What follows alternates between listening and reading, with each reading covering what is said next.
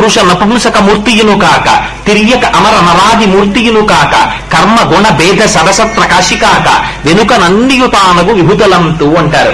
అటువంటి పరబ్రహ్మ తత్వం ఏదైతే ఉందో దానికి సుందరేశ్వరుడిని పిలిచారు. అటువంటి సుందరేశ్వరుడిని పేరు కలిగినటువంటి పరమశివుని యొక్క అంశయే హనుమ యొక్క అంశ.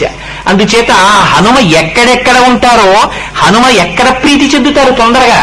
హనుమని మీరు తీసుకురావడం కష్టం, కానీ రామనామం చెప్పుకున్నారా, రామ కథ చెప్పారా, ఎత్ర ఎత్ర రఘునాథ కీర్తనం తత్ర తత్ర కృతమస్తకాంజలిం భస్మవారి పరిపూర్ణలోచనం మారుతిం నమక రాక్షసాంతకం. ఎందుకు సుందరకాండకు అంత శక్తి? సుందరకాండలో ఒక మారు కాదు, 1కి 10 మార్లు రామకథ చెప్పబడింది.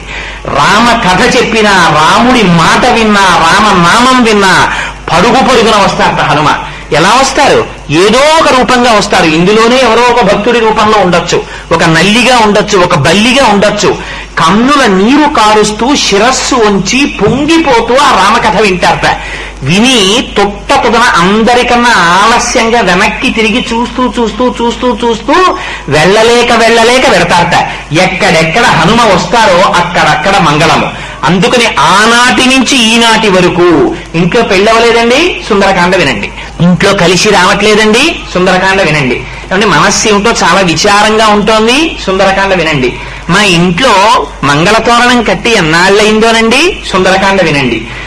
దేనికైనా సరే సుందరకాండ వినండి. అన్ని అనారోగ్యములకు విరుగుడు సుందరకాండ. అంతటి శక్తిని తీసుకొచ్చి సుందరకాండలో నిక్షేపించారు. ఏమిటి చిత్రం సుందరకాండలో? మిగిలినటువంటి కాండలన్నిటిలో రామచంద్రమూర్తి ప్రత్యక్షంగా కనపడతారు. ఒక్క సుందరకాండలో మాత్రం రామచంద్రమూర్తి ఎక్కడా కనపడరు. మరి ఏం కనపడుతుంది? కేవలం రామకథ వినపడుతుంది. రామకథ వినపడి రాముడు కనపడకుండా ఉన్నాడా? కనపడ్డాడు. ఎక్కడ కనపడ్డాడు? ఆ రాముడు సీతమ్మ స్వరూపంలో కనపడ్డాడు. ఎవరికి కనపడ్డాడు? కొన్ని కోట్ల వానరములు సముద్రములు చూసేటప్పటికి దాటలేక బెంగ పెట్టుకుని నిర్వేదములు పొంది తలలు వంచి నిలబడిపోతే మొనగాడై ఒక్క హనుమ బయలుదేరారు. వెళ్ళారు, వెతికారు, తప్పు తెలుసుకున్నారు, క్షమించమన్నారు, స్తోత్రం చేశారు. దర్శనమిచ్చిందమ్మ. ఎలా దర్శనమిచ్చింది? సీతమ్మ ఒకటే, రాముడు ఒకడు అని 2 లేవురా అబ్బాయి అని నోటితో చెప్పింది.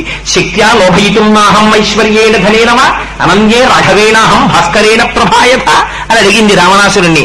ఏదా విరివాడా, నాకు వజ్రం వద్దు, వజ్రపు కాంతి కావాలి, వస్తుందా? నాకు సూర్యుడొద్దు, సూర్యుడి ప్రభ కావాలి, వస్తుందా? రాదు. నాకు దీపం వద్దు, దీపము యొక్క వెలుతురు కావాలి, వస్తుందా?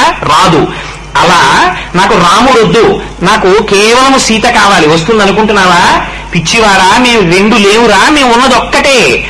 2 అని